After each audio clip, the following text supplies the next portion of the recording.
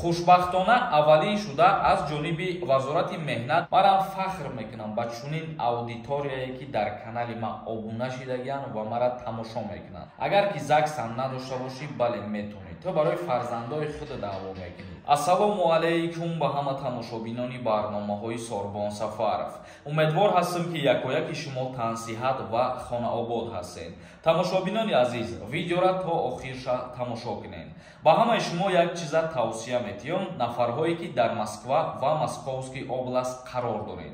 Агар ҳуҷҷатҳои шумо тамом шида бошад ва бихоҳед ки ба границаи Қазоқистон сафар кунед, рақамҳое ки дар рӯи экран дидесен, дар ҳамин рақамҳо занг бизанед, шуморо аз границаи Қазоқистон мегзаронад ва иваз кардани ҳуҷҷатотонда ёрдамтон мекунад. Нахустин гурӯҳи муҳоҷирони тоҷик дар душанбе имтиҳони забони русӣ супориданд.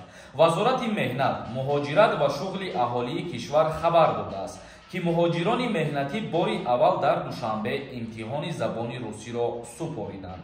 Ахиран дар муассисаи давлатии марказҳои машваратӣ ва омодагии пеш аз сафари муҳоҷирони меҳнатӣ, хадамоти муҳоҷират аввалин маротиба барои шаҳрвандони Тоҷикистон ки бо мақсади муҳоҷирати корӣ ба Русия сафар мекунанд, имтиҳон аз забони русӣ гирифтанд ва таърих ва асосҳои қонунгузории Русияро пурсиданд.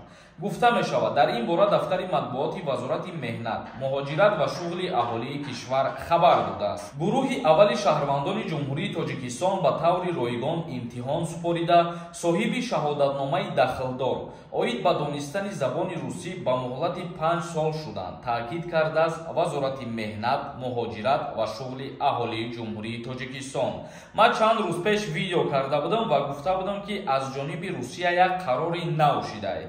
Оиди дар кишварҳои Осиёи марказӣ марказҳои муҳоҷират кушода кардан ва имтиҳон гирифтан аз нафарҳое ки ба Русия сафар мекунанд. Хушбахтона аввалин шуда аз ҷониби вазорати меҳнат ва муҳоҷирати ҷумҳурии Тоҷикистон шаҳрвандоне ки ба Русия сафар кардан мехостанд, аввалин шуда аз ҳамин нафарҳо ҳамин ҳафта имтиҳони забони русӣ гирифтанд ва инчунин шаҳодатномаи забони русии 5 сола бо таври ройгон дастрас карданд. Дар инҷа як савол ба миён меояд ки ҳуҷҷати 5 солаи донистани забони русиро аз куҷо гирифтан мумкин аст? зикр гардидааст ки акнун хоҳишмандон метавонанд барои гирифтани шаҳодатномаи мазкур ба маркази машваратӣ ва омодагии пеш аз сафари муҳоҷирони меҳнатӣ дар шаҳри Душанбе ба хадамоти муҳоҷират муроҷиат намоянд. Тамошобинони азиз, ҷое ки мо ном гирифтем ба ҳамуҷа рафта муроҷиат мекунем. Дар шаҳри Душанбе қарор дорад. Акнун мегзарем ба қисми хондани комментарияҳо. Ибад як ахбороти нав тааллуқ дошт ба нафарҳое ки ба Русия сафар кардан мехоҳанд. Амиҷада як чиза қайд мекунам, оиди конкурсе ки дар канали ман рафтестай ҳозир. Билетҳои мо 30% дигараш мондагиай. Нафарҳое ки тамошо кардестен, аз ҳаматон хоҳиш яктаи билет бихарем.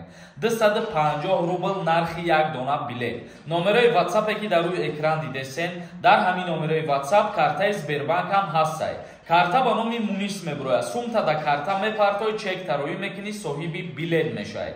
Ҳамагӣ 75 дона приз дора конкурс. Бародарҷонои ма, сухани мара дар замин намонед, ҳозир бидроед билет бихарен, чектон ароӣ кунед, тамом. Ҳакимов нависондаст. Сорбонҷон, ассалому алайкум. Сози хуби додарҷон, саломатиёт нағзай.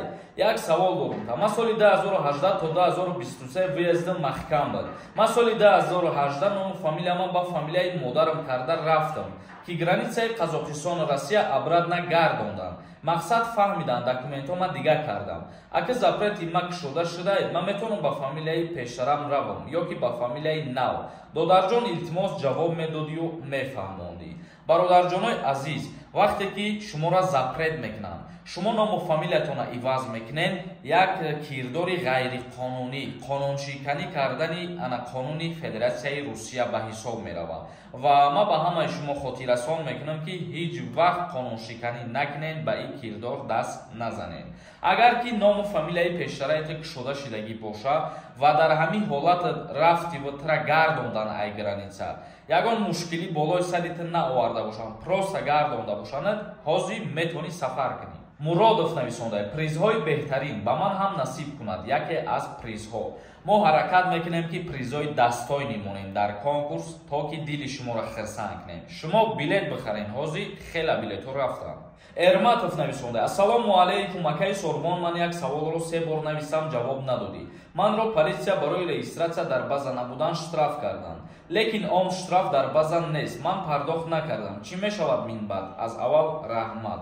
Худат мегӯӣ ки мара штраф кард ва чӣ хел тасдиқ мекунӣ ки дар база ҳамун штрафи тин набоша.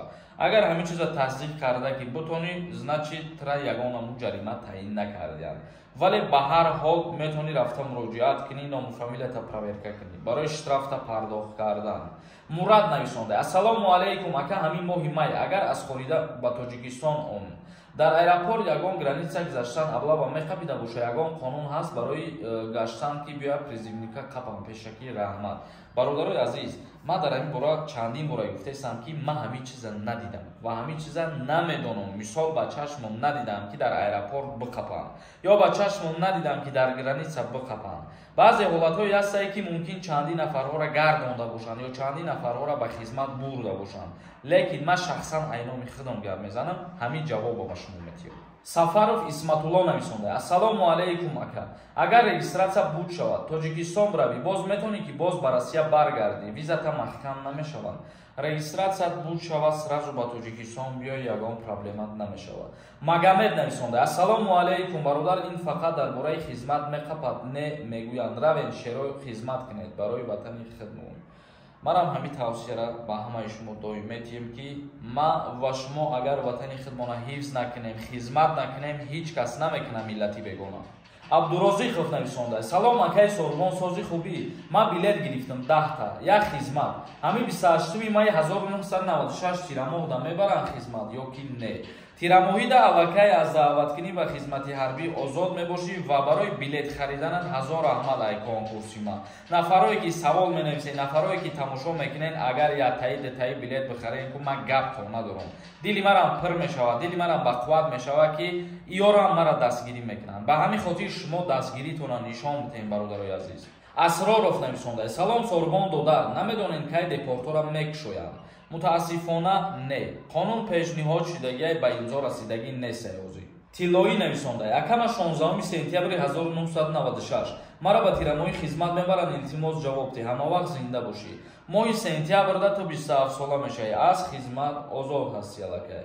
Комрон Ҷомиев нависонда акаҷон, иншааллоҳ ҳамавақт дастгирид мекунем, фахр мекунем ҳамавақт. Худованд нигаҳбонат боша акаи Сорбон. Манам фахр мекунам ба чунин аудиторияе ки дар канали ман обуна шудагиянд ва мара тамошо мекунанд. Нурободӣ нависонда ассалому алайкум акаи Сорбон, гуфта монед, агар духтар 19 сола бошад, метавонад ба хоҳиши худ загранпаспорт гирад ва ба Русия равад ва дар ин масъала ягон кас монеа шуда наметавонад.